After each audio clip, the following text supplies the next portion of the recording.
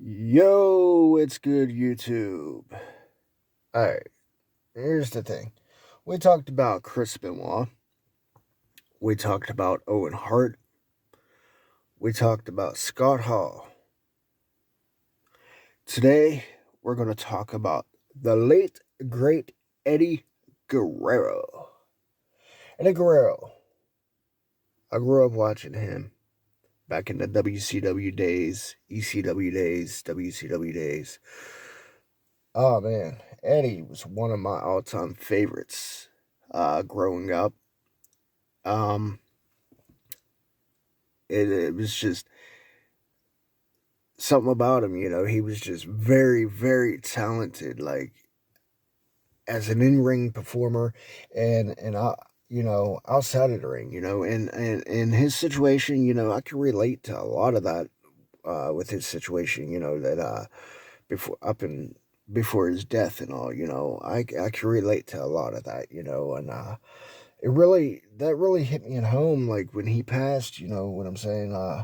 It was very devastating, a tragedy, and man, he's gone, but he'll never be forgotten, and Eddie was just a very, very talented superstar, like, and Eddie would make you laugh. He would, there's times that, man, I can't believe he would do something like that, and it's like you get mad at him, but you still loved to watch him perform, because it's like, Eddie, and that's just the way he was, I lie, I cheat, I steal, that was, and him and Chavo, Chavo Guerrero is another talented one, but that's a subject for another time, But Eddie, phew, but yeah, a lot of good memories with Eddie Guerrero, and his legacy will live on forever, and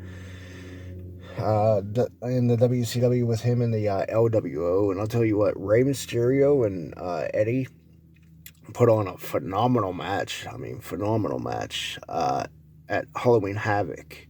And then they relived that moment in the WWE. What was at WrestleMania or something? I believe it was WrestleMania.